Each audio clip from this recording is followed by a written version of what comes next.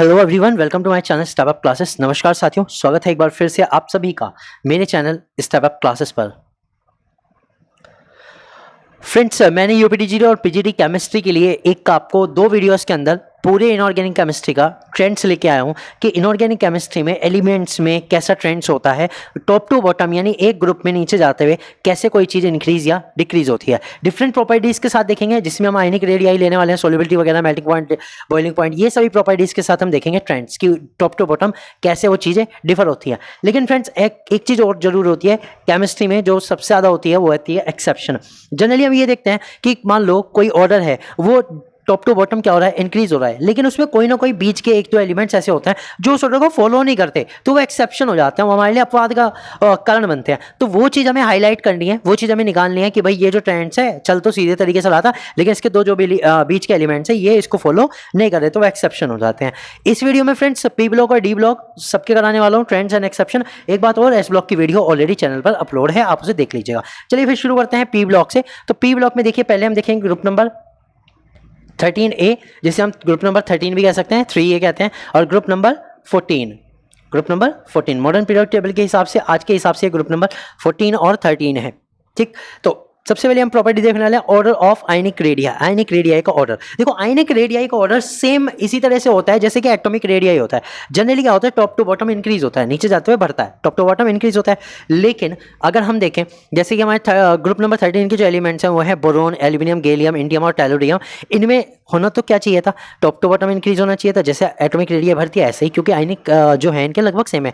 लेकिन अगर आप यहाँ देखें ना, अगर आप यहाँ एक चीज़ देखें कि जो आयनिक रेडियाई है उसमें एक एक्सेप्शनल हमें यहाँ देखने को मिला है। किस किस के बीच देखने को मिला है, गैलियम और एल्यूमिनियम के बीच, गैलियम और एल्यूमिनियम के बीच। ये देखो एक्सेप्शनल है। एक्सेप्शनल ये है कि एल्यूमिनियम अगर हम देखें तो वो गैलियम से ऊपर होता है, ऊपर मतलब पहले आता है, और गैलियम उसके नीचे है। तो होनी तो गैलियम की आयनिक रेडियस ज़्यादा चाहिए थी, लेकिन यहाँ किसकी है, एल्यूमिनियम की ज़्यादा है गैलियम से। तो ये थोड़ा सा एक्सेप्शनल यहाँ पे हमें देखने को मिल रहा है। फिर बात करते हैं अपने ग्रुप नंबर 14 में, जो हमारी कार्बन फैमिली होती है। तो ग्रुप नंबर 14 में अगर हम देखें तो हमें कोई ऐसा कुछ खास देखने को नहीं मिला। ये as it is top to bottom क्या हो रहा है, इंक्रीज हो रहा है, तो इसमें कोई एक्सेप्शन नहीं है। तो ट्रेंड्स हमें पता लग गया क्या होता है, टॉप टू बॉटम इंक्रीज होता है। मैं ऐसे लगाऊंगा निशान, इसका मतलब है टॉप टू बॉटम क्या होता है, इंक्रीज होता है। ठीक है, और एक्सेप्शनल को मैंने हाईलाइट कर दिया। ठीक है, क्लियर हो गया। अब बात करते हैं आयनाइजेशन एंथैल्पी की। आयनाइजेशन एंथैल्पी क्या होती है, आयनाइजेशन एंथैल्पी होती है the energy required to loss an electron from the outermost shell into the isolated gases atom. ठीक है, आइसोलेटेड गैसेज अवस्था से एक इलेक्ट्रॉन को निकालने के लिए जितनी एनर्जी लगानी पड़े उसको हम कहते हैं आयनाइजेशन एंथैल्पी। अभी कहते हैं आयनाइजेशन एंथैल्पी की अगर हम बात करें तो बोरॉन की सबसे ज़्यादा होती है, क्योंकि साइज सबसे छोटा है, सबसे ज़्यादा होती है बोरॉन की, सबसे ज़्यादा साइज छोटा है। नीचे जाते हुए इंक्रीज होती है, लेकिन अगर हम इसमें ऑर्डर में थोड़ा सा एक्सेप्शनल देखें तो इसमें एक्सेप्शनल है कि टेलुरियम की जो हमारी आयनाइजेशन एंथैल्पी है वो एल्यूमिनियम से भी कम है, तो यहाँ थोड़ा सा एक्सेप्शनल देखने को मिलता है। तो ये चीज़ें आपको याद रखनी है कि इसमें कहाँ एक्सेप्शनल है, आयनाइजेशन एंथैल्पी में एक्सेप्शनल है। ठीक है, अगर हम बात करें अब अपने ग्रुप नंबर 14 की, ग्रुप नंबर 14 में अगर हम देखें तो इसमें कुछ हमें खास अलग से नहीं दिखता। देखो, कार्बन आया, कार्बन के बाद सिलिकॉन भी आया, फिर जर्मेनियम भी आया, उसके बाद लेड भी आया और टिन भी आया। लेकिन अगर हम देखें तो लेड और टिन में आपको एक्सेप्शनल दिखाई देगा, लेड और टिन में। अगर आप देखें तो लेड और टिन में आपको एक्सेप्शनल यहाँ पर दिखाई दे रहा होगा। ठीक है, लेड और टिन में थोड़ा सा डार्क ज़्यादा ही हो गया। लेड और टिन में हमें क्या दिखाई दे रहा है, एक्सेप्शनल दिखाई दे रहा है। ये देखो, दिख रहा है। अब ये एक्सेप्शनल क्यों आया, ऐसा क्यों है कि जो हमारे लेड है उसकी जो आयनाइजेशन एंथैल्पी है वो टिन से भी कम हो गई। क्यों हो गई, due to lanthanide contraction, lanthanide contraction. अब देखो लेंथेनाइड कॉन्ट्रैक्शन क्या होता है, देखो भाई, जब हमारे लेंथेनाइड सीरीज आते हैं 4f के इलेक्ट्रॉन आ जाते हैं तो वो क्या होता है, उसके बाहर के इलेक्ट्रॉन, क्योंकि लेंथेनाइड कॉन्ट्रैक्शन में 14 इलेक्ट्रॉन आ गए तो उसके बाहर के इलेक्ट्रॉन पे इतना ज़्यादा न्यूक्लियस का इफेक्ट नहीं पड़ता, इसलिए जो आयनाइजेशन एंथैल्पी होती है क्या होती है, फिर घट जाती है। इस तरह से ये चीज़ें होती हैं। ठीक है, तो लेंथेनाइड कॉन्ट्रैक्शन के कारण जो हमारे टिन जो है उसकी जो आयनाइजेशन एंथैल्पी है वो सबसे कम है, ये ध्यान दीजिएगा। ठीक है, टिन के इसमें सबसे कम है। तो अगर आपको दे दिया जाए ऑर्डर कि कार्बन, सिलिकॉन, जर्मेनियम, लेड और टिन में आयनाइजेशन एंथैल्पी सबसे कम किसकी है, तो टिन की है, लेड की नहीं है। कभी आप ये लेड सोच के कि भाई ऊपर से नीचे तो लेड है, सबसे नीचे लेड है, सबसे कम होनी चाहिए, नहीं है। इस वाले में भी अलग है, उस वाले में भी अलग है। ठीक है, वैसे हम ये कह सकते हैं कि टॉप टू बॉटम जनरली क्या होती है, top to bottom top to bottom decrease होती है। Ionization enthalpy top to bottom decrease होती है, साइज बड़ा हो जाता है, इलेक्ट्रॉन निकालना आसान हो जाता है। वो बाकी कारण इसमें जो अलग था वो मैंने बता दिया। बात करते हैं इलेक्ट्रोनेगेटिविटी की। इलेक्ट्रोनेगेटिविटी क्या होती है, tendency to attract a share pair electron toward itself, अपनी और इलेक्ट्रॉन पेयर को अपनी ओर खींचने की जो टेंडेंसी होती है उसे इलेक्ट्रोनेगेटिविटी कहते हैं, इलेक्ट्रोनेगेटिविटी कहते हैं। तो इलेक्ट्रोनेगेटिविटी का अगर आप ऑर्डर देखो तो इसमें भी आपको एक्सेप्शनल थोड़ा सा दिखाई देगा। एक्सेप्शनल ये दिखाई देगा, देखो टेलुरियम, इंडियम और गैलियोनियम, टेलुरियम, इंडियम और गैलियम में, इसमें देखो आप अगर देखें तो आपको एक्सेप्शनल दिखाई दे रहा होगा। होनी तो चाहिए इलेक्ट्रोनेगेटिविटी एल्यूमिनियम की ज़्यादा, लेकिन यहाँ एल्यूमिनियम जो है वो एक अच्छे खासे मेटल की तरह बिहेव करता है, उसकी इलेक्ट्रोनेगेटिविटी इन सब में सबसे कम होती है, ठीक है, सबसे कम होती है। यानी कि अगर हम बात करें तो इलेक्ट्रोनेगेटिविटी सबसे ज़्यादा किसकी है, बोरोन सबसे ज़्यादा इलेक्ट्रोनेगेटिव है, फिर टेलुरियम, इंडियम, गैलियम और जो एल्यूमिनियम है, भले ही वो दूसरे नंबर पे था लेकिन वो लास्ट में पहुंच गया, यानी जो इलेक्ट्रोनेगेटिविटी है एल्यूमिनियम की सबसे कम है। अब इलेक्ट्रोनेगेटिविटी एल्यूमिनियम की कम है तो इस समय क्या पता लगता है कि अगर इन सब में मेटलिक बिहेवियर की बात करें तो सबसे ज़्यादा जो मेटलिक बिहेवियर दिखाएगा, मेटलिक प्रॉपर्टी दिखाएगा, मेटलिक कैरेक्टरिस्टिक्स दिखाएगा, वो कौन दिखाएगा, एल्यूमिनियम दिखाएगा, क्योंकि उसकी इलेक्ट्रोनेगेटिविटी सबसे कम है। इसी तरह से एक एक्सेप्शनल ऑर्डर इसमें भी हमें देखने को मिलता है ग्रुप 14 में। यहाँ देखो कार्बन के बाद लेड की जो हमारी इलेक्ट्रोनेगेटिविटी है वो बहुत ज़्यादा है, सिलिकॉन और जर्मेनियम और टिन, सिलिकॉन जर्मेनियम टिन के अप्रोक्स सेम है, ठीक है, और जो हमारा लेड है इसकी बहुत ही ज़्यादा है इलेक्ट्रोनेगेटिविटी। तो लेड जो है बहुत ज़्यादा इलेक्ट्रोनेगेटिविटी रखता है, इसलिए सबसे कम मेटलिक बिहेवियर दिखाएगा, सबसे कम मेटलिक बिहेवियर दिखाएगा। ये चीज़ें आपको याद रखने की हैं, आपके काम आएंगी, ठीक है फ्रेंड्स। यहाँ से क्वेश्चन बनते हैं, order of boiling point, order of melting point. अगर आप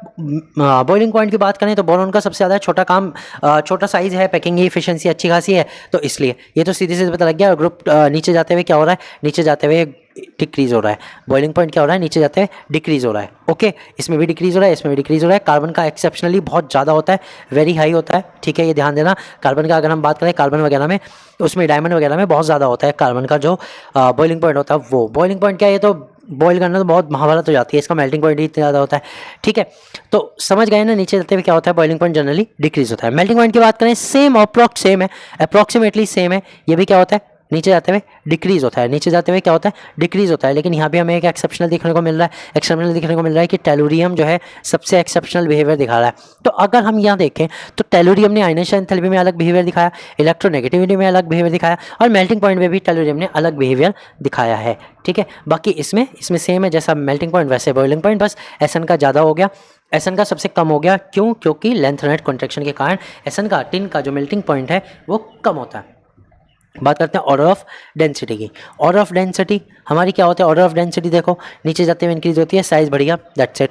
इसमें भी नीचे जाते हुए इंक्रीज होती है, साइज बढ़ गया, दैट्स इट। लेकिन अगर हम देखें एक्सेप्शनल हमें एक दिखाई दे रहा है कार्बन और सिलिकॉन में, सिलिकॉन की जो डेंसिटी होती है कार्बन से कम होती है, सिलिकॉन की जो डेंसिटी होती है वो कार्बन से कम होती है। ये चीज़ें मैं हाईलाइट कर रहा हूँ ताकि आपको पता लग जाए कि हमें ये चीज़ें ध्यान देनी है, ठीक है। सिलिकॉन की जो डेंसिटी है वो कार्बन से कम है, ओके। अब कार्बन से कम होने के दो तीन कारण है, एक तो टेट्रावेलेंसी और एक कैटेनेशन प्रॉपर्टी। कार्बन की जो कैटेनेशन प्रॉपर्टी होती है सिलिकॉन से काफ़ी ज़्यादा अच्छी होती है, जिसके कारण कार्बन अपने ही मॉलिक्यूल से जुड़ के, जैसे कि हमारे डायमंड वगैरह होता है उसमें बहुत ज़्यादा डेंस होता है वो, तो उसकी डेंसिटी बहुत ज़्यादा होती है इसके कारण, ठीक है। तो ये बहुत ही सॉलिड स्ट्रक्चर बनाता है, और इसी के कारण अगर हम देखें तो कार्बन का जो बॉइलिंग और मेल्टिंग पॉइंट होता है वो भी बहुत ज़्यादा होता है, ठीक है। क्लियर हो गया। अब बात करते हैं stability of oxidation state. Stability of oxidation state कि भाई ऑक्सीडेशन स्टेट में कौन स्टेबल होगा। तो इनकी जनरली जो ऑक्सीडेशन स्टेट है वो कौन कौन सी है, एक +3 है, एक +1 है। तो +3 और 1 +1 में +1 और +3 में बिल्कुल ऑर्डर अपोजिट है एक दूसरे का।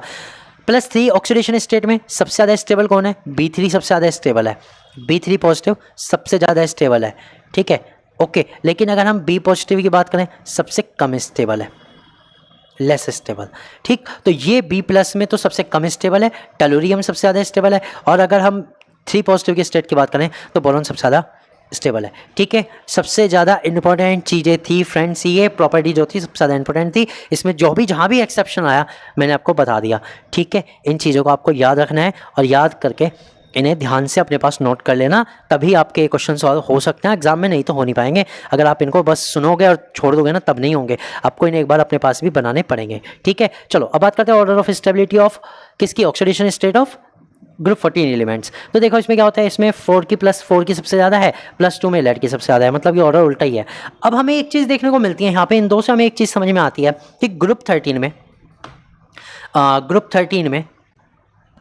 और ग्रुप 14 में, दोनों में, ठीक है, हायर ऑक्सीडेशन स्टेट में top to bottom stability decrease हो रही है, स्टेबिलिटी क्या हो रही है, डिक्रीज हो रही है, घट रहा है। यानी कि हमारा जो कार्बन का +4 ऑक्सीडेशन स्टेट का होगा, बोरोन का +3 ऑक्सीडेशन स्टेट का होगा, वो ज़्यादा स्टेबल है, वो थर्मल स्टेबिलिटी के लिए ज़्यादा स्टेबल है रेदर देन टेलुरियम का। लेकिन अगर हम लोअर ऑक्सीडेशन स्टेट में देखें, लोअर ऑक्सीडेशन स्टेट में देखें, कम ऑक्सीडेशन स्टेट में देखें, भाई इसकी +1 इसकी +2 है, लोअर में देखें तो टॉप टू बॉटम इंक्रीज हो रही है, टॉप टू बॉटम क्या हो रही है, इंक्रीज हो रही है। तो यहाँ एक बहुत बढ़िया सा आपको कंसेप्ट मिल गया देखने के लिए, ठीक है। ये आपके इंपॉर्टेंट चीज़ें हैं जो आपको मैंने बता दी, ठीक है फ्रेंड्स। अब बात करते हैं लुईस एसिड स्ट्रेंथ की। लुईस एसिड स्ट्रेंथ का अगर आप ऑर्डर देखें यहाँ पर, तो लुईस एसिड स्ट्रेंथ में BF3, BCl3, BBr3 और BI3। जो BI3 है वो सबसे अच्छा लुईस एसिड बिहेवियर दिखा रहा है, अपना लुईस एसिड बिहेवियर दिखा रहा है। अब लुईस एसिड क्या होते हैं जनरली बताओ मुझे,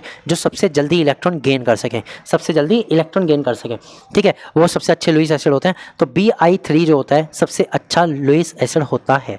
अब इसमें एक और आता है जो है हमारा बॉन्ड डिसोसिएशन, कि इनकी बॉन्ड डिसोसिएशन एंथैल्पी कितनी होती है। बॉन्ड डिसोसिएशन एंथैल्पी अगर हम देखें तो सबसे ज़्यादा होती है कार्बन कार्बन की, सबसे ज़्यादा कार्बन कार्बन की बॉन्ड डिसोसिएशन एंथैल्पी होती है। उसके बाद नाइट्रोजन नाइट्रोजन, फिर फ्लोरीन फ्लोरीन और ऑक्सीजन ऑक्सीजन। जबकि अगर हम देखें तो ऑक्सीजन जो है फ्लोरीन से पहले आता है। हम ये सोचेंगे कि भाई फ्लोरीन की सबसे कम होनी चाहिए, नहीं। यहाँ पर भी अगर हम देखें बॉन्ड डिसोसिएशन एंथैल्पी में जो हमारा ग्रुप 16 और ग्रुप 17 है उसमें हमें एक्सेप्शनल देखने को मिलता है फ्लोरीन और ऑक्सीजन में, यह हमें एक्सेप्शनल देखने को मिलता है, ठीक है फ्रेंड्स। इंपॉर्टेंट चीज़ें थी ग्रुप 13 ग्रुप 14 की कंपैरेटिव स्टडी भी बता दी और साथ साथ इनके जो ऑर्डर थे वो बता दिए। जनरली जो ऑर्डर होते हैं इनके ऑर्डर वो क्या हो रहे हैं, ऑर्डर ऑफ आयनिक रेडियाज तो इंक्रीज हो रहा है, बाकी जो ऑर्डर है नीचे जाते हुए डिक्रीज हो रहा है, लेकिन एक्सेप्शनल के साथ, लेकिन एक्सेप्शनल के साथ, ठीक है। फिर से लिख देता हूँ, एक्सेप्शनल के साथ। देखो जैसे इलेक्ट्रोनेगेटिविटी है ये इंक्रीज हो रही है, ठीक है, डेंसिटी इंक्रीज हो रही है टॉप टू बॉटम, ठीक है। ऑक्सीडेशन स्टेट हाई वाली में टॉप टू बॉटम नीचे जाते हुए, हाई वाले में नीचे जाते हुए क्या होगी, डिक्रीज होगी, ठीक है। और लो वाली में क्या होगी, टॉप टू बॉटम लो वाली इंक्रीज होगी। तो ये शॉर्ट भी होते हैं, ये शॉर्ट में भी आप इन्हें लिख सकते हो, लेकिन जो एक्सेप्शनल थे वो भी तो बताने थे। ट्रेंड तो बता दिया कैसे होता है, लेकिन एक्सेप्शनल भी तो बताने थे, तो ये मैंने आपको बता दिया। खैर चलते हैं अब अपने ग्रुप नंबर 15 जिसे 5th लिखा जाता था, ठीक है, और ग्रुप नंबर 16 में, ग्रुप नंबर 16 में इनमें देखते हैं ऑर्डर क्या होता है। अब देखो ग्रुप नंबर 16 और ग्रुप नंबर 16 और 15 में एक चीज़ थोड़ी सी बता देता हूँ। हमारे जो अगर हम कंपैरेटिव स्टडी करें कभी नाइट्रोजन वालों की और ऑक्सीजन फैमिली वालों की, और खास करके नाइट्रोजन और ऑक्सीजन की, तो मैं इनका एक बार कॉन्फ़िगरेशन लिख के तुम्हें कुछ चीज़ें बताता हूँ। देखो कॉन्फ़िगरेशन अगर लिखूँ तो ये होता है 1s2 2s2 2p3, और हमारा जो ऑक्सीजन होता है वो क्या होता है 1s2 2s2 2p4। इसमें पी ब्लॉक में एक एक है, ठीक है, इसमें पी ब्लॉक में एक में 2 है, बाकी में एक एक है, ठीक है। ये वाला जो है ये मैं कह सकता हूँ ये हाफ फिल्ड है, कैसा है ये हाफ फिल्ड है। और ये वाला जो है वो हाफ फिल्ड नहीं है, मतलब कि ये स्टेबल नहीं है, ठीक है। इसमें क्या है P4 है, ये P3 है। तो जो हाफ फिल्ड होते हैं वो थोड़े से एक्स्ट्रा स्टेबल होते हैं, वो थोड़े से क्या होते हैं एक्स्ट्रा स्टेबल। तो जब भी ऑक्सीजन और नाइट्रोजन के आपस में कंपैरेटिव स्टडी का भी आ जाए तो आप इस चीज़ को ध्यान में रखना कि नाइट्रोजन वाला जो है वो ऑक्सीजन से थोड़ा ज़्यादा स्टेबल है, ठीक है। चलो ये मैंने इन दोनों की कंपैरेटिव स्टडी बताई, बाकी अब जो भी ये ऑर्डर दिए हुए हैं इनकी कंपैरेटिव स्टडी हम देखते हैं, बहुत अच्छे तरीके से देखेंगे क्या क्या होता है। सबसे पहली चीज़ क्या आती है हमारी, सबसे पहली चीज़ आती है order of ionic radii and density. देखो अब क्योंकि दोनों सेम है तो दोनों को साथ साथ लिखा हुआ है कि डेंसिटी और आयनिक रेडियाई का ऑर्डर क्या होता है। जनरली हमारा क्या होता है आयनिक रेडियाई, मैंने अभी थोड़ी देर पहले बताई थी, टॉप टू बॉटम क्या होता है इंक्रीज होता है, टॉप टू बॉटम क्या होता है इंक्रीज होता है, ठीक है। नाइट्रोजन फॉस्फोरस आर्सेनिक एंटीमनी और bismuth, nitrogen phosphorus arsenic antimony और bismuth top to bottom increase हो रहा है। इसमें भी क्या हो रहा है टॉप टू बॉटम इंक्रीज हो रहा है, कोई एक्सेप्शन नहीं है इनमें कोई एक्सेप्शन नहीं है। ट्रेंड क्या रहा, top to bottom increase, ionic radii भी और डेंसिटी भी, ठीक है, नीचे जाते हुए बढ़ रही है। दूसरी चीज आती है आयनाइजेशन एंथैल्पी, वही इलेक्ट्रॉन को लॉस करने की टेंडेंसी और इलेक्ट्रोनेगेटिविटी। अब देखो इसमें क्या होता है, नाइट्रोजन की आयनाइजेशन एंथैल्पी सबसे ज़्यादा है और नीचे जाते हुए क्या हो रही है डिक्रीज हो रही है। तो मैं ये लिख देता हूँ आयनाइजेशन एंथैल्पी क्या होती है नीचे जाते हुए डिक्रीज होती है, नीचे जाते हुए क्या होती है डिक्रीज होती है। लेकिन अगर मैं ऑक्सीजन और इनकी बात करूँ ना, ऑक्सीजन और नाइट्रोजन की, ठीक है, मैं यहाँ पे लिख देता हूँ ionisation enthalpy of oxygen is less than nitrogen. ये भी ध्यान रखना, ऑक्सीजन और नाइट्रोजन में अगर कभी आयनाइजेशन एंथैल्पी पूछी जाए तो ऑक्सीजन की कम होती है, नाइट्रोजन की ज़्यादा होती है, because nitrogen is half filled and extra stable. क्योंकि एक्स्ट्रा स्टेबल है, हाफ फिल्ड है, स्टेबल है, तो ये इलेक्ट्रॉन को लॉस नहीं करना चाहता, तो ऑक्सीजन लॉस कर देता है जल्दी अपना चौथा एक इलेक्ट्रॉन निकाल के और स्टेबल हो जाता है। इसलिए अगर कभी ऑक्सीजन और नाइट्रोजन में आपका आयनाइजेशन एंथैल्पी का ट्रेंड पूछा जाए तो ऑक्सीजन की ionisation enthalpy, first ionisation enthalpy oxygen की कम होती है, नाइट्रोजन की ज़्यादा होती है। बाकी ग्रुप में जो होती है नीचे जाते हुए डिक्रीज होती है, दोनों में ही सेम ट्रेंड है, ग्रुप में नीचे जाते हुए आयनाइजेशन एंथैल्पी और इलेक्ट्रोनेगेटिविटी डिक्रीज होती है। यानी ऊपर वाले ज़्यादा इलेक्ट्रोनेगेटिव हैं, ज़्यादा आयनाइजेशन एंथैल्पी उनकी होती है, उन्हें इलेक्ट्रॉन निकालने के लिए ज़्यादा एनर्जी की जरूरत पड़ती है। और सही बात भी तो है भाई, वो एक तरह से इलेक्ट्रोनेगेटिव हैं, तो वो क्यों चाहेंगे इलेक्ट्रॉन लॉस करना? वो तो नहीं चाहेंगे ना इलेक्ट्रॉन लॉस करना। वो क्या कहेंगे, भैया हम नहीं करते, हम तो इलेक्ट्रोनेगेटिव और खींच लेंगे, हम नहीं देते किसी को। तो क्या होगा, हमें ज़्यादा एनर्जी लगानी पड़ेगी, भाई नहीं दे दे दे, हमें ज़्यादा एनर्जी लगानी पड़ेगी, तभी वो इलेक्ट्रॉन को लॉस करेंगे। दैट्स वाई आयनाइजेशन एंथैल्पी ज़्यादा हो जाएगी। क्लियर समझ में आई? तो जो ज़्यादा इलेक्ट्रोनेगेटिव होता है जनरली उनकी आयनाइजेशन एंथैल्पी भी ज़्यादा होती है। बात करते हैं order of boiling point and order of melting points. Order of boiling point क्या होता है? देखो इसमें थोड़ा सा एक्सेप्शनल है, वैसे तो नीचे जाते हुए क्या हो रहा है, नीचे जाते हुए इंक्रीज होना चाहिए, ठीक है, इसी तरह से सेम ये भी इंक्रीज होना चाहिए, लेकिन इसमें थोड़ा सा एक्सेप्शनल जाता है due to lanthanide contraction. Lanthanide contraction के कारण एक्सेप्शनल क्या है, एसबी में, ठीक है, एसबी का देखो, एसबी में और बीआई और एएस में, एएस से ज़्यादा एसबी का है, होना भी चाहिए, लेकिन यहाँ बिस्मिथ का एसबी से कम है, बिस्मिथ का क्या है, एसबी से कम है, बिस्मिथ का एसबी से कम है। तो यानी सबसे ज़्यादा जो है, सबसे ज़्यादा अगर हम देखेंगे, हाईएस्ट अगर हम देखेंगे तो वो किसका रहेगा हमारा ऑर्डर, हाईएस्ट ऑर्डर किसका रहेगा हमारा, एसबी का रहेगा, एसबी का हाईएस्ट बॉइलिंग पॉइंट है, ठीक है। देखो ना, बिस्मिथ से ज़्यादा है, एएस से भी ज़्यादा है, तो एसबी का सबसे ज़्यादा हो गया, एंटीमनी का सबसे ज़्यादा हो गया, ठीक है। अगर हम इसमें देखें, इसमें भी सेम ट्रेंड फॉलो कर रहा है, इसमें टेलुरियम का है, तो मोस्टली इनके जो ट्रेंड्स है लगभग ऑलमोस्ट सेम ही हैं, ऑलमोस्ट सेम ही हैं, ठीक है। समझ में आया, बढ़िया लगा, क्लियर चीज़ें समझ में आई? तो इसमें क्या हुआ, इसमें टेलुरियम का सबसे ज़्यादा हो जाएगा, टेलुरियम नहीं सॉरी, ये वाला सबसे हाईएस्ट हो जाएगा। ओके, अब बात करते हैं, देखो इसमें order of melting point, order of melting point, nitrogen, phosphorus, arsenic, antimony और बिस्मिथ, इसमें किसका सबसे ज़्यादा है, देखो इसमें सबसे ज़्यादा किसका है, आर्सेनिक का, इसमें सबसे ज़्यादा किसका है, टेलुरियम का। तो हमें ये तो पता लग गया कि मेल्टिंग पॉइंट के मामले में किसने बाजी मारी, ग्रुप 16 में टेलुरियम ने बाजी मारी मेल्टिंग पॉइंट बॉइलिंग पॉइंट में, इसमें बॉइलिंग पॉइंट एंटीमनी के लिए और मेल्टिंग पॉइंट आर्सेनिक के लिए। Okay, electron affinity, electron affinity that is electron gain enthalpy, देखो इनका ऑर्डर दिया ही नहीं है, मतलब इनका जनरली होता नहीं, क्योंकि ये एक्स्ट्रा स्टेबल है। ये क्या चाहेंगे, इलेक्ट्रॉन गेन करना तो बिल्कुल नहीं चाहते, ठीक है, ये कह रहे हैं हम तो स्टेबल है भैया, हम दे तो रहे नहीं, फिर भी तुम एनर्जी लगा रहे हो, चलो दे दिया, लेंगे बिल्कुल नहीं, ठीक है। तो इसमें देखो क्या होता है, इसमें जो ट्रेंड होता है वो ये होता है, जनरली नीचे जाते हुए डिक्रीज होता है, लेकिन ऑक्सीजन की अगर मैं बात करूं तो इसकी जो इलेक्ट्रॉन गेन एंथैल्पी है बहुत ही कम होती है, इलेक्ट्रॉन गेन एंथैल्पी बहुत ही कम होती है, यानी बहुत कम एनर्जी को लॉस करता है इलेक्ट्रॉन गेन करके, ठीक है। जनरली क्या करता है, इलेक्ट्रॉन को गेन नहीं करना चाहता, इलेक्ट्रॉन को गेन नहीं करना चाहता। ओके, ये ध्यान दो, इलेक्ट्रॉन गेन एंथैल्पी का मतलब क्या है कि अगर बहुत कम है तो इलेक्ट्रॉन गेन एंथैल्पी या इलेक्ट्रॉन एफिनिटी बहुत कम है, तो इसका मतलब इलेक्ट्रॉन गेन नहीं करना चाहता। बात करते हैं हाइड्राइड्स की। हाइड्राइड्स देखो क्या होते हैं, थर्मल स्टेबिलिटी बात करेंगे, बेसिक और bond angle, reducing character, acidic strength, boiling point और मेल्टिंग पॉइंट, इन सब की बात करेंगे। तो thermal stability, basic and bond angle अगर हम देखें तो वो इस ऑर्डर में डिक्रीज होते हैं, यानी टॉप टू बॉटम डिक्रीज। क्या क्या डिक्रीज हो रहा है, थर्मल स्टेबिलिटी, बेसिक और बॉन्ड एंगल, ठीक है। अगर हम इनकी बात करें, ठीक है, रिड्यूसिंग कैरेक्टर और ये सब, ये इंक्रीज हो रहा है। अब रिड्यूसिंग कैरेक्टर इंक्रीज क्यों हो रहा है, ये भी कारण तो समझो, रिड्यूसिंग कैरेक्टर इंक्रीज क्यों हो रहा है, क्योंकि नीचे जाते हुए इनका मेटलिक कैरेक्टर बढ़ता है, और जितना अच्छा मेटल होगा उसके रिड्यूसिंग कैरेक्टर उतना अच्छा होगा। एक बात क्लियर होगी। अब बात करते हैं एसिडिक स्ट्रेंथ क्यों बढ़ती है। नीचे जाते हुए हम ये देखेंगे कि कंपैरेटिवली अगर मैं बिस्मिथ हाइड्राइड की बात करूं, BiH3 की बात करूं, तो बिस्मिथ बहुत बड़ा हो गया, हाइड्रोजन बहुत छोटा हो गया। ओके, तो बिस्मिथ और हाइड्रोजन के बीच इतनी बढ़िया पोजीशन रहेगी नहीं, इतनी बढ़िया आपस में बॉन्डिंग रहेगी नहीं, तो क्या करेगा, हाइड्रोजन को जल्दी लॉस करेगा, और अगर हाइड्रोजन को जल्दी लॉस करेगा तो अच्छी एसिडिक स्ट्रेंथ दिखाएगा। समझो, दोबारा समझाता हूँ, बिस्मिथ बहुत बड़े साइज़ का है, हाइड्रोजन छोटे साइज़ का है, तो उतनी अच्छी बॉन्डिंग उनके बीच नहीं है, इतनी अच्छी बॉन्डिंग नहीं रहेगी, तो इसलिए हाइड्रोजन जल्दी लॉस होगा और अच्छा एसिडिक स्ट्रेंथ वो दिखाएगा। इसलिए top to bottom acidic strength generally increase होती है। इतनी बात क्लियर हो गई, ठीक है।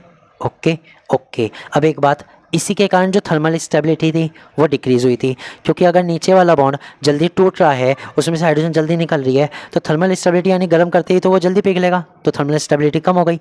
Okay, so these are the interconnected, ये इस तरह से इंटरकनेक्टेड भी हैं। सेम ऑर्डर हमारा फॉलो किस में करता है, इसमें करता है। नीचे जाते हुए ये देखो ये डिक्रीज़ हो रहा है, अगर हम बात करें इनकी तो ये इंक्रीज़ हो रहा है, ये डिक्रीज़ हो रहा है थर्मल स्टेबिलिटी वगैरह, और ये इंक्रीज हो रहा है। Same cheese metallic character and size. Okay, boiling point और मेल्टिंग पॉइंट की बात करो तो नीचे जाते हो बॉइलिंग पॉइंट बढ़ता है, साइज बढ़ा तो बॉइलिंग पॉइंट बढ़ेगा, ठीक है, और इसमें भी साइज बढ़ा तो बॉइलिंग पॉइंट बढ़ेगा, लेकिन H2O का बॉइलिंग पॉइंट ज़्यादा होता है। अब यहाँ H2O का हाईएस्ट बॉइलिंग पॉइंट है, क्यों है, क्या रीज़न है इसका? रीज़न इसका है बहुत अच्छा, इसका रीज़न है ड्यू टू H बॉन्डिंग, क्योंकि इसमें H बॉन्डिंग अच्छी खासी होती है, इसलिए H2O का जो बॉइलिंग पॉइंट होता है अमोंग द ग्रुप 16 एलिमेंट सबसे ज़्यादा होता है। और जब बॉइलिंग पॉइंट ज़्यादा है तो मेल्टिंग पॉइंट भी इसका ज़्यादा ही है, मेल्टिंग पॉइंट ज़्यादा है तो बॉइलिंग पॉइंट भी ज़्यादा ही है, ठीक है। लेकिन इसमें देखो बॉइलिंग पॉइंट का ऑर्डर तो नीचे जाते हुए थोड़ा सा इंक्रीज हो रहा है नीचे जाते हुए, और अगर हम मेल्टिंग पॉइंट की बात करें तो वो पूरा एक्सेप्शनल है, पूरा का पूरा एक्सेप्शनल है। इसमें देखो चीज़ें भी अलग हैं, ठीक है। पहले तो ये देखो, एक तो खास बात तो हमें ये दिखी कि NH3 फर्स्ट नंबर पे नहीं है, NH3 फर्स्ट नंबर पे नहीं है, ठीक है। एक तो ये देखो, ठीक है, इसमें ये देखो यहाँ ये सब चेंज है, ठीक। तो बॉइलिंग पॉइंट की और मेल्टिंग पॉइंट का ऑर्डर अगर हम देखें तो हमारे जो ग्रुप 15 के एलिमेंट हैं इनमें बहुत ही अलग है। चलते हैं आगे। ग्रुप 17 सबसे ज़्यादा इंपॉर्टेंट ग्रुप है जी, सबसे इंपॉर्टेंट ग्रुप है ग्रुप नंबर 17। इंपॉर्टेंट इसलिए आपसे एग्जाम में क्वेश्चन यहाँ से आएगा ही आएगा, ठीक है। ग्रुप 17 जिसको हम हेलोजन वाला भी कहते हैं, ठीक है, तो ये सबसे ज़्यादा इंपॉर्टेंट है।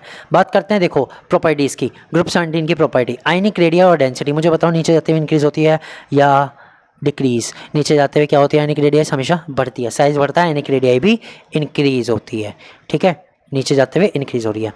Ionization enthalpy, electronegativity, oxidizing power. हमें पता है आयनाइजेशन एंथैल्पी क्या होती है, ऊपर सबसे ज़्यादा होती है क्योंकि वो जनरली नॉन मेटल्स होते हैं, इलेक्ट्रॉन को लॉस नहीं करना चाहते, इलेक्ट्रोनेगेटिविटी ज़्यादा होती है, ठीक है। ऑक्सीडाइजिंग पावर भी उनकी ज़्यादा होती है, तो नीचे जाते हुए क्या हो जाएगी, डिक्रीज हो जाएगी, top to bottom decrease. Okay, order of melting and boiling point, melting और बॉइलिंग पॉइंट का ऑर्डर नीचे जाते हुए इंक्रीज होता है, सीधा सा ऑर्डर है। फिलहाल कोई एक्सेप्शनल हमें इन 3 चीज़ में तो दिखानी, ठीक है। 4 चीज़ें पढ़ चुके हैं, 4-5 चीज़, आयनिक रेडिया होगा, डेंसिटी होगा, ionization enthalpy, electronegativity, oxidizing power, boiling point और मेल्टिंग पॉइंट, इतना सब हमने पढ़ लिया 3 में, ठीक। आयनाइजेशन एंथैल्पी और इलेक्ट्रोनेगेटिविटी तो याद ही रखनी है। क्यों रखनी है, देखो ध्यान से सुनो। आयनाइजेशन एंथैल्पी मतलब इलेक्ट्रॉन को लॉस करने की टेंडेंसी, जितनी ज़्यादा एनर्जी चाहिए, ठीक है, वो उतना ज़्यादा इलेक्ट्रोनेगेटिव होगा। अगर उसको इलेक्ट्रॉन निकालने के लिए बहुत ज़्यादा एनर्जी लगानी पड़ रही है ना, तो वो बहुत ज़्यादा इलेक्ट्रोनेगेटिव है। ओके, अब बात करते हैं electron gain enthalpy. Electron gain enthalpy ध्यान दो, Cl2 की सबसे ज़्यादा होती है, फिर F2, Br2 और I2 की सबसे कम, यानी I2 इलेक्ट्रॉन सबसे कम गेन करता है। अब आप कहोगे सर F2 को सबसे ज़्यादा करना चाहिए था, F2 भी नहीं करता, कारण है स्मॉलर साइज। F2 की जो है इलेक्ट्रॉन गेन एंथैल्पी वो Cl2 से कम है। इसका जो रीज़न है वो ये है due to very small size, ये इलेक्ट्रॉन गेन जल्दी से नहीं करता और ना ही ज़्यादा एनर्जी रिलीज करता है, ठीक है, समझ गए, दैट्स वाई। अब बात करते हैं bond dissociation energy. Bond dissociation मतलब बॉन्ड टूटने की एनर्जी। इनकी ये जो डायटोमिक कंपाउंड्स हैं इनमें, तो बॉन्ड डिसोसिएशन एनर्जी की बात करें तो Cl2 की सबसे ज़्यादा, Br2 की उससे कम, फिर F2 और I2। F2 की बहुत कम है, ये एक्सेप्शनल है। यहाँ पे मैं थोड़ा सा हाईलाइट कर देता हूँ इनको, एक तो यहाँ एक्सेप्शनल F2 और एक यहाँ एक्सेप्शनल F2, तो छोटा है, थोड़ा सा बिगड़ गया इसलिए एक्सेप्शनल दिखा रहा है, ठीक है। बात करते हैं डायपोल मोमेंट्स की। डायपोल मोमेंट देखो कहाँ कब कैसे होता है। डायपोल मोमेंट जनरली पोलैरिटी के कारण होता है, जब ये किसी के साथ कंपाउंड बनाएगा तो ही पोलैरिटी आएगी। अब इसमें सबसे ज़्यादा इंपॉर्टेंट डायपोल मोमेंट किसका होता है, कार्बन और हेलोजेंस के बीच, डायपोल मोमेंट हमें ये देखना होता है। डायपोल मोमेंट क्या होता है भाई, एक तरफ पॉजिटिव ज़्यादा, एक तरफ नेगेटिव ज़्यादा, एक तरफ पॉजिटिव एक तरफ नेगेटिव। तो हम बात करेंगे, मान लो C के साथ Cl है और C के साथ F है, तो दोनों के दोनों इलेक्ट्रॉन खींचेंगे, Cl भी खींचेगा, F भी खींचेगा, तो इसके कारण इस पर नेगेटिव चार्ज, इस पर थोड़ा सा पॉजिटिव चार्ज। इंडक्टिव इफेक्ट में थोड़ा समझाया था। अब ये क्या हो गया, ये थोड़ा सा पोलर हो गया, मतलब कि C और Cl में जो इलेक्ट्रॉन क्लाउड है वो C की तरफ थोड़ा ज़्यादा हो गया। देखो मैंने थोड़ा सा बड़ा बनाया ना यहाँ पे, ये इलेक्ट्रॉन क्लाउड थोड़ा C के पास ज़्यादा हो गया। अगर मैं CF की बात करूँ तो सेम चीज़ CF में हुई, इलेक्ट्रॉन क्लाउड जो है थोड़ा F की तरफ ज़्यादा हो गया। ठीक। तो इसके कारण क्या हुआ, पोलैरिटी डेवलप हो गई। क्या डेवलप हो गई, पोलैरिटी डेवलप हो गई, इधर नेगेटिव इधर पॉजिटिव, इधर पॉजिटिव इधर नेगेटिव, कार्बन पे पॉजिटिव आया। लेकिन अब बात करते हैं कि जो CCl है उसका डायपोल मोमेंट CF से ज़्यादा क्यों है, CF से ज़्यादा Cl का क्यों है। CF से ज़्यादा इसलिए है भाई, देखो ये जो CF है, जो इसकी बॉन्ड लेंथ है वो Cl से कम है, bond length is shorter, bond length is shorter than bond length of than that of, ऐसे लिख देता हूँ, देन दैट ऑफ CCl। ठीक है, CCl से इसकी जो बॉन्ड लेंथ है वो कम है, तो थोड़ा सा ना ये कोवेलेंट बिहेवियर दिखाता है। अब जब कोवेलेंट बिहेवियर दिखा रहा है तो डायपोल मोमेंट थोड़ा सा कम ही रहेगा। ओके, बाकी में साइज बड़ा हो गया इसलिए वो डिक्रीज हो जाएगा। जनरली जो नीचे वाले होते हैं थोड़ा सा मेटलिक बिहेवियर दिखाते हैं, जनरली इलेक्ट्रॉन को नहीं खींचते। तो यहाँ पर CCl और CF में जो हमारा ये आ रहा है एक्सेप्शनल ऑर्डर, वो ये आ रहा है। ठीक, ठीक है जी, क्लियर हुआ, समझ गए बात को। तो हमारा इसमें जो ऑर्डर आ रहा है कौन सा आ रहा है कि CCl का ज़्यादा है और CF का कम है। कारण बता दिया, ड्यू टू स्मॉल साइज जो CF बॉन्ड है वो थोड़ा सा ज़्यादा कोवेलेंट नेचर का दिखाता है, पोलैरिटी कम होती है। बात करते हैं हाइड्रेट्स की। इनके हाइड्रेट्स इंपॉर्टेंट है, हाइड्रेट्स जितने भी बताए सबके ही इंपॉर्टेंट है। तो हाइड्रेट्स की बात करूँगा, थर्मल स्टेबिलिटी, बेसिक और BDE। ठीक है, बेसिक नेचर और BDE। देखो थर्मल स्टेबिलिटी मतलब कि हीट करने पर टूटते हैं कि नहीं। BDE that is bond dissociation enthalpy, bond dissociation enthalpy. ठीक है, अब ध्यान दो, थर्मल स्टेबिलिटी और bond dissociation enthalpy approximately directly proportional है। कैसे, थर्मल स्टेबिलिटी का मतलब क्या हुआ, आपने हीट दिया और टूट गया। बॉन्ड डिसोसिएशन एंथैल्पी का मतलब क्या हुआ, आपने बॉन्ड को तोड़ दिया। जाहिर सी बात है हीट देके तोड़ा होगा, एनर्जी तो लगती है ना किसी चीज़ को तोड़ने में, चाहे कैसी भी लगी हो एनर्जी तो लगेगी। तो कुल मिला के बात तो एक ही रही भाई, जिसको अगर मैं ज़्यादा हीट दे रहा हूँ तो बॉन्ड डिसोसिएशन एंथैल्पी भी उसकी बढ़ गई। जिसको ज़्यादा हीट दे रहा हूँ बॉन्ड डिसोसिएशन एंथैल्पी उसकी बढ़ गई कि नहीं बढ़ गई। ओके, और अगर वो ज़्यादा हीट लेके टूट रहा तो मैं ये भी कह सकता हूँ कि थर्मल स्टेबिलिटी भी ज़्यादा है। कम पे नहीं टूट रहा तो कम टेम्परेचर पे वो स्टेबल है, समझ गए, इसलिए उसकी थर्मल स्टेबिलिटी ज़्यादा है। तो बॉन्ड डिसोसिएशन एंथैल्पी और thermal stability are directly proportional to each other. अब फिर बेसिक नेचर भी इसी तरह से होगा, जनरली बेसिक नेचर भी इसी के कारण होता है। तो इसका ऑर्डर क्या होता है, टॉप टू बॉटम डिक्रीज होता है, नीचे जाते हुए क्या होता है, डिक्रीज होता है। नीचे जाते हुए थर्मल स्टेबिलिटी क्या होती है, डिक्रीज होती है। छोटा साइज ज़्यादा स्टेबल। रिड्यूसिंग कैरेक्टर क्या होता है, मेटलिक कैरेक्टर पे डिपेंड करता है। एसिडिक कैरेक्टर जनरली लॉस करने की टेंडेंसी, अभी बताया था हाइड्रोजन को निकालने की टेंडेंसी, वो क्या होता है, टॉप टू बॉटम इंक्रीज होता है। तो आपने अभी देखा पिछले कुछ में रिड्यूसिंग कैरेक्टर, एसिडिक कैरेक्टर ये आया जा रहा है और नीचे जाते हुए इंक्रीज होता जा रहा है। ठीक है, बॉइलिंग पॉइंट, मेल्टिंग पॉइंट की बात करते हैं। बॉइलिंग पॉइंट्स की अगर हम हाइड्राइड्स की बात करें, आएगा जरूर, इंपॉर्टेंट है, आएगा भाई आएगा, जरूर आएगा, इंपॉर्टेंट है। तो बॉइलिंग पॉइंट की अगर हम बात करें तो HF का बॉइलिंग पॉइंट सबसे ज़्यादा है। HF का बॉइलिंग पॉइंट सबसे ज़्यादा होने का क्या कारण रहेगा, due to smaller size. Okay, किसी को मत बताना, अपने पास रख लेना। खैर मज़ेदार बात है। मेल्टिंग पॉइंट की बात करते हैं, HI का मेल्टिंग पॉइंट सबसे ज़्यादा है, HF, HBr और HCl। HI का सबसे ज़्यादा मेल्टिंग पॉइंट है, ये भी हमारा एक्सेप्शनल है। फिर HF, HBr और HCl। इसमें मेल्टिंग पॉइंट सबसे कम किसका है, HCl का, ड्यू टू पोलैरिटी। ठीक है, इसलिए इसका मेल्टिंग पॉइंट जो होता है वो कम होता है। आई होप कि फ्रेंड्स ये हमारे जो थे तो क्लियर हो गए होंगे। अब एक और हमारा पी ब्लॉक का ग्रुप आता है, कौन सा, ग्रुप नंबर 18। ग्रुप नंबर 18 हमें पता है नॉवल गैसेज होती हैं। ग्रुप नंबर 18 में क्या होती है हमारी, नॉवल गैसेस, अनरिएक्टिव गैसेस, अक्रिय गैसें। ठीक है, अब इनका देखो, helium, neon, argon, krypton, xenon, radon, सारी की सारी गैसेज हैं। ठीक है, नॉवल गैसेज हैं। नॉवल गैसेज जनरली तो अनरिएक्टिव होती हैं। इनका ऑर्डर देखते हैं, atomic radii, density, boiling point, melting point. ध्यान दो, इसमें आयनिक रेडियाई क्यों नहीं आई, क्योंकि आयंस बनाते ही नहीं, लेकिन आप कभी सर बनाते तो हैं, जेनॉन के तो बहुत सारे होते हैं। ठीक है, एक दो के एक्सेप्शनल हो जाते हैं, बड़ा साइज है, मेटलिक बिहेवियर दिखाता है थोड़ा सा, मेटलिक नहीं मतलब एक तरह से साइज बड़ा होने के कारण कुछ आयंस बना लेता है, अदरवाइज इनकी आयनिक रेडियस जनरली नहीं होती। तो आयनिक रेडियस की वजह हम क्या पढ़ रहे हैं, atomic radii, density, boiling point, melting point. ध्यान से सुनना, एटॉमिक रेडियाई मतलब कि साइज नीचे जाते हुए बढ़ता है, बढ़ा, साइज नीचे जाते हुए बढ़ा, मास बढ़ा, डेंसिटी ज़्यादा हो गई। बॉइलिंग और मेल्टिंग पॉइंट, जितना बड़ा मॉलिक्यूल्स, क्योंकि किसी के साथ आयंस तो बना नहीं रहा, जितना बड़ा मॉलिक्यूल आपस में दूसरे एटम के साथ जुड़ा हुआ, आपको बॉइलिंग और मेल्टिंग के लिए उतनी ज़्यादा आपको उसमें एनर्जी लगानी पड़ेगी।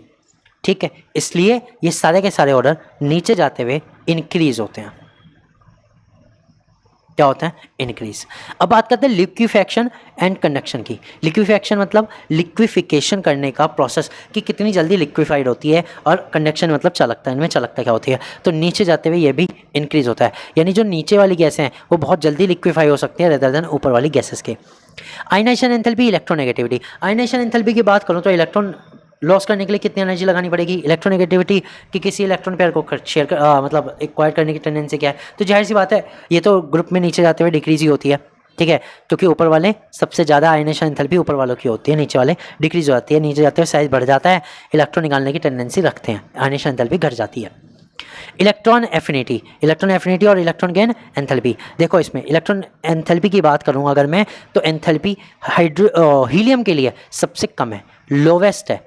क्या है, सबसे कम, यानी ये सबसे कम एनर्जी को लॉस करेगा, इसलिए जो इसकी इलेक्ट्रॉन एफिनिटी है बहुत कम है, ठीक है। और जनरली इलेक्ट्रॉन को गेन नहीं करेगा, इलेक्ट्रॉन को गेन नहीं करेगा, क्योंकि इलेक्ट्रॉन एफिनिटी नहीं है इसके पास, इलेक्ट्रॉन एफिनिटी सबसे कम है, नहीं करना चाहेगा, ठीक है। आयरन क्यों नहीं करना चाह रहा समझो, नीचे जाते हुए साइज बढ़ गया, वो क्या कहेगा, भैया मैं लेना नहीं चाह रहा इलेक्ट्रॉन, मुझसे तो ले लो, मुझसे तो और आप ले लो, मुझे दो मत, मुझे मत दो, ठीक है। और हीलियम क्या कह रहा है, मैं तो बिल्कुल नहीं लेता, मैं तो छोटा साइज़ में हूँ, मैं छोटे साइज़ में हूँ, मैं नहीं लेता बिल्कुल भी, मेरे पास जगह ही नहीं रखने की किसी को, मैं स्टेबल हूँ बढ़िया खासा, इसलिए।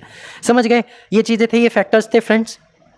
तो जनरली नीचे जाते हुए हमारी जो हमने देखी आयनाइजेशन एंथैल्पी, इसमें क्या हो रही है, डिक्रीज हो रही है, लेकिन हीलियम की एक्सेप्शनली बहुत ही कम होती है। तो थोड़ा सा ये एक्सेप्शनल यहाँ पर है, हमें देखने को मिला हीलियम में। ओके, अब इसके साथ ये पी ब्लॉक के जितने भी हमारे 6 के 6 ग्रुप थे, सबकी बताइए एक एक की कंपैरेटिव स्टडी बताई। आई होप कि जो ट्रेंड समझाया बहुत अच्छे से आपको समझ में भी आ गए होंगे, कहाँ कौन सा ट्रेंड कैसे चेंज होता है। अब आपके लिए होमवर्क क्या है, आपके लिए काम क्या है, आपके लिए काम ये है, जनरली जो ट्रेंड सब में सेम है, ऊपर से नीचे जाते हुए इंक्रीज हो रहे हैं, यहाँ डिक्रीज हो रहे हैं, उनको अलग निकाल लो, उनको अलग निकाल लो, तो आधा वर्क आपका हो जाएगा, आधे से ज़्यादा वर्क हो जाएगा। फिर आप वो ट्रेंड ढूंढो जो अलग है, और उनको अपने पास नोट कर लो सेपरेटली कि भाई इस समय ये ट्रेंड अलग है। जैसे अगर हम बात करें नोबल गैस में, आयनाइजेशन एंथैल्पी में ट्रेंड हमारा अलग है थोड़ा सा, हीलियम इसमें एक्सेप्शनल है, इसको बाहर निकाल लो कि भाई जो हीलियम है उसकी इलेक्ट्रॉन एफिनिटी सबसे कम है, रेडॉन से भी कम है। भले ही रेडॉन बहुत बड़ा है, इलेक्ट्रॉन को लॉस करना चाह रहा, गेन नहीं करना चाह रहा, लेकिन हीलियम क्या कह रहा, बिल्कुल नहीं करने का, हीलियम इससे भी ज़्यादा जिद्दी हो रहा, ठीक है, दैट्स इट। अब चलता है ग्रुप, हमारा ग्रुप तो खत्म हो गया डी ब्लॉक एलिमेंट्स पे। देखो डी ब्लॉक एलिमेंट्स में फ्रेंड सबसे ज़्यादा इंपॉर्टेंट जो हमारी आती है, मैं आपको कई बार बता चुका हूँ, 3D सीरीज। और ये 3D सीरीज आपको क्या क्या पता होना चाहिए इसके बारे में, 3D सीरीज के बारे में मैं आपको एक चीज़ आपको हमेशा से बताता हूँ। एक तो आपको इसके एटॉमिक नंबर क्लियर होने चाहिए, एटॉमिक नंबर, सिंबल, एलिमेंट्स, कौन सा है एलिमेंट का नेम, ये आपको बिल्कुल क्लियर होनी चाहिए एक चीज़, ठीक है। दूसरी चीज़, इनका इलेक्ट्रॉनिक कॉन्फ़िगरेशन क्लियर होना चाहिए, और इलेक्ट्रॉनिक कॉन्फ़िगरेशन में कहाँ कहाँ थोड़ा सा एक्सेप्शन है, एक्सेप्शन इन इलेक्ट्रॉनिक कॉन्फ़िगरेशन, कहाँ कहाँ एक्सेप्शन है वो पता होना चाहिए। This is the most important thing. हो गई। अब उसके बाद इनकी कॉमन ऑक्सीडेशन स्टेट पता होनी चाहिए। जैसे कॉमन ऑक्सीडेशन का स्टेट का मतलब मैं अगर पूछने लगूँ, maximum oxidation state 3D series में किसकी होती है, Mn की होती है 7+ तक, ठीक है। अगर मैं आयरन की पूछने लगूँ तो 2 ऑक्सीडेशन स्टेट होती है, एक +2 एक +3। कॉपर की पूछने लगूँ प्लस और +2 होती है, एक 1+ और एक 2+, ठीक है। तो ये चीज़ें भी आपको थोड़ा सा इनमें पता होनी चाहिए, और वो तब पता हो सकते हैं जब आप इनकी इलेक्ट्रॉनिक कॉन्फ़िगरेशन बनाओगे। क्यों पता होनी चाहिए ये ध्यान दो, हम जब इनके कोऑर्डिनेशन कंपाउंड पढ़ते हैं तो वहाँ ये सबसे ज़्यादा यूज़ होती है। इसलिए मैं आपको कहता हूँ ग्रुप डी के बारे में कुछ पढ़ो ना पढ़ो, लेकिन ये जो मैंने चीज़ बताई बेसिक चीज़, ये आप 3D सीरीज में ज़रूर अपने पास कर लें, इंपॉर्टेंट है। ओके, तो देखो भाई 3D सीरीज में हमारा जो लेते हैं, आप ध्यान देना, इसमें हम टॉप टू बॉटम नहीं ले रहे, हम ले रहे हैं लेफ़्ट टू राइट। हम क्या ले रहे हैं, left to right, left to right, ठीक है, left to right. Scandium 21, titanium 22, vanadium 23, chromium 24, manganese 25, iron 26, cobalt 27, nickel 28, copper 29, zinc 13। Zinc जो है वो ट्रांजिशन एलिमेंट नहीं है, it is not a transition element, it is not a transition elements, ये ध्यान देना, ठीक है। बिकॉज क्योंकि इसका जो आउटर मोस्ट का इलेक्ट्रॉनिक कन्फर्मेशन होता है 3D10 का मतलब कंप्लीटली फिल्ड डी ऑर्बिटल। इसका जो डी ऑर्बिटल होता है वो कंप्लीटली फिल्ड है और इसलिए इसे ट्रांजिशन एलिमेंट नहीं कहते। तो डी ब्लॉक वालों को हम जनरली क्या कहते हैं, ट्रांजिशन एलिमेंट कहते हैं। ट्रांजिशन क्यों कहते हैं, क्योंकि जो इनकी प्रॉपर्टी होती है वो एस ब्लॉक और पी ब्लॉक के बीच में ट्रांजिशन होती है। ट्रांजिशन मतलब इधर से शुरू इधर होते होते होते होते पी ब्लॉक वालों को पकड़ लेते हैं, चेंज हो जाती है, ठीक है, इसलिए इन्हें ट्रांजिशन एलिमेंट कहते हैं। एस ब्लॉक से शुरू हुई पी ब्लॉक तक जाने में चेंज हो जाती है, इसलिए इन्हें ट्रांजिशन एलिमेंट कहते हैं। ठीक है फ्रेंड्स, ये जो चीज़ें बताई बेसिक चीज़ें मैंने डी ब्लॉक की यहीं बता दी आपको। लगभग एक क्वेश्चन तो डी ब्लॉक का ही नहीं समझ जाएगा जो चीज़ें मैंने बताई, गारंटी है इनमें से एक क्वेश्चन बन जाएगा आपका। ठीक है, एटॉमिक रेडियस की बात करते हैं। देखो एटॉमिक रेडियस की अगर हम देखें तो atomic radius generally left to right decrease होती है। ध्यान देना चाहिए, आपको पता होना चाहिए, लेफ्ट टू राइट जो एटॉमिक रेडियस होती है जनरली पीरियोडिक टेबल में डिक्रीज होती है, घटती है। क्या होती है, घटती है। तो इसका मतलब स्कैंडियम की सबसे बड़ी होनी चाहिए, जिंक की छोटी। स्कैंडियम सबसे बड़ी, जिंक छोटी। लेकिन इसमें मैंने कहा ना, क्योंकि हम एक ही सीरीज में पढ़ रहे हैं और इनमें बहुत ज़्यादा एक्सेप्शनल आपको देखने को मिलती है, तो एक्सेप्शनल ये है कि स्कैंडियम की तो लार्जेस्ट है, जिंक की भी सबसे बड़ी है इनके मुकाबले। ठीक है, वैसे सबसे लार्जेस्ट स्कैंडियम, टाइटेनियम, फिर वेनेडियम, क्रोमियम और मैग्नीज। उसके बाद आयरन, कोबाल्ट और निकल, इन तीनों की अप्रॉक्सीमेटली सेम है, अप्रॉक्सीमेटली सेम है। फिर ये कह रहा कि है तो ये आयरन की इनकी तो सेम है, तो इनसे थोड़ी सी ज़्यादा कॉपर की है, कॉपर से ज़्यादा जिंक की है। ठीक है, लेकिन अगर मैं हाईएस्ट की बात करूँ तो एससी की है, हाईएस्ट किसकी है, SC, that is scandium. Okay, अब देखो इन्होंने एक चीज़ और यहाँ पे कही है, 3D to 4D series increase. ये कह रहे हैं अगर हम नीचे जाते हैं टॉप टू बॉटम, ठीक है, 3D सीरीज से 4D सीरीज तक अगर हम जाते हैं, नीचे की साइड जाते हैं, ठीक है, तो जो एटॉमिक रेडियस है वो इंक्रीज हो जाती है, बढ़ जाती है। But 4D and 5D series nearly same, लेकिन जो 4D और 5D सीरीज है फिर वो लगभग सेम होती है, उसमें जो एटॉमिक साइज होता है लगभग सेम होता है सबका। तो due to poor shielding effect of F electrons, क्योंकि जो एफ इलेक्ट्रॉन होते हैं उसका शील्डिंग इफेक्ट बहुत ही पुअर होता है, बहुत ही पुअर होता है, इसलिए जो इनकी एटॉमिक रेडियस होती है अप्रॉक्सीमेटली सेम होती है। ओके, तो यहाँ पर जो हमने ऑर्डर लिखा वो ये लिखा कि 3D सबसे छोटे, 4D बढ़िया और 5D अप्रॉक्सीमेटली सेम। हमें पता है ग्रुप नीचे जाते हो तो इंक्रीज होती है, इसलिए 3D से ज़्यादा तो 4D वाले रखेंगे, लेकिन 4D और 5D की अप्रॉक्सीमेटली सेम होती है। कारण है लेंथरोनेट कॉन्ट्रैक्शन। आयनेशन एंथैल्पी की बात करते हैं। आयनेशन एंथैल्पी मतलब इलेक्ट्रॉन को लॉस करने की टेंडेंसी, इलेक्ट्रॉन को लॉस करने की टेंडेंसी, कौन कितनी जल्दी इलेक्ट्रॉन को लॉस करता है। तो ये कह रहा है भैया स्कैंडियम तो करता नहीं, बेचारे पास एक ही इलेक्ट्रॉन है। टाइटेनियम कर लेता है, टाइटेनियम की वेनेडियम से ज़्यादा, फिर क्रोमियम, मैग्नीज, आयरन की उससे ज़्यादा, फिर कोबाल्ट, निकल, कॉपर और जिंक की ज़्यादा।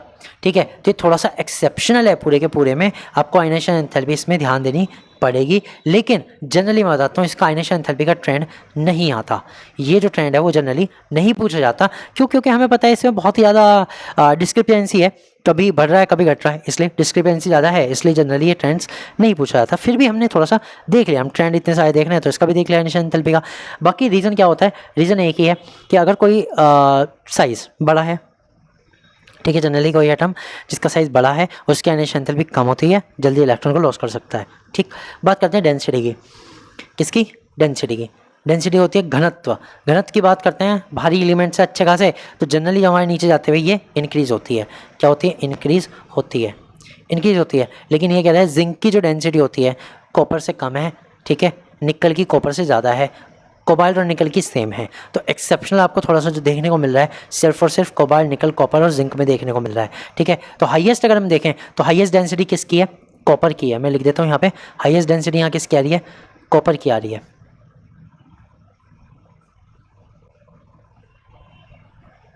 ओके, हाईएस्ट डेंसिटी किसकी है? कॉपर की है। ठीक, अब बात करते हैं order of melting point. Melting point का ऑर्डर भी देखो, क्रोमियम का सबसे ज़्यादा आया, फिर यहाँ पर आयरन का सबसे ज़्यादा आया, फिर यहाँ पर कॉपर का सबसे ज़्यादा आया। तो मेल्टिंग पॉइंट का जो ऑर्डर है और आयनेशन एंथैल्पी का ऑर्डर है अप्रॉक्सीमेटली दोनों में सेम डिस्क्रिपेंसी है। ठीक है, और क्या होता है? और देखो जिंक, कैडमियम और मरकरी, ये क्या है हमारा? ये ध्यान दो, ये 3D जो हमारा D10 आता है, सॉरी D10 वाला, ये उसका है। D10 में हमारा क्या होता है? Zinc, cadmium, mercury. मरकरी जो है नीचे है, कैडमियम उसके ऊपर, जिंक उसके ऊपर, यानी ये तीनों इस तरह से। यहाँ अगर मैं ये 3D10 बनाऊँ, ठीक है, ग्रुप नंबर 12 है ये, तो जिंक, जिंक के नीचे कैडमियम, कैडमियम के नीचे मरकरी। तो नीचे जाते हुए जो होता है मेल्टिंग पॉइंट डिक्रीज़ होता है। क्या होता है? डिक्रीज़। अब डिक्रीज़ क्यों होता है? क्योंकि जो हमारा ये है मरकरी वो लिक्विड फॉर्म में होता है, किस फॉर्म में होता है, लिक्विड फॉर्म में। ठीक, अगर हम कॉपर AU और AG की बात करें, अगर हम गोल्ड और सिल्वर की बात करें तो कॉपर का सबसे ज़्यादा है। कुल मिला के नीचे जाते हुए मेल्टिंग पॉइंट घट रहा है, नीचे जाते हुए मेल्टिंग पॉइंट डिक्रीज हो रहा है। ठीक है, और फ्रेंड्स इसके साथ ही P ब्लॉक और D ब्लॉक का जितना मुझे बताना था, जो जो मुझे समझाना था, मैंने आपको करा दिया। आई होप कि ये सारी चीज़ें आपको बिल्कुल समझ में आई होगी, अच्छी लगी होगी। फिर भी अगर कोई डाउट होता है नीचे कमेंट बॉक्स में लिख देना। मोस्ट इंपॉर्टेंट वीडियो है, अपने फ्रेंड्स के साथ जरूर शेयर करना है इसको। और फ्रेंड्स अगर अच्छी लगती है तो लाइक करके जाया करीजिए। ऐसा नहीं है कि आप कमेंट में लिख देते हो कि सर बहुत अच्छी वीडियो लग रही है लेकिन लाइक नहीं करते, तो लाइक कर दो। लाइक करने में कंजूसी मत किया करो। ठीक है फ्रेंड्स, मैं मिलता हूँ आपसे अगली वीडियो में, तब तक के लिए goodbye, have a nice day, see you tomorrow.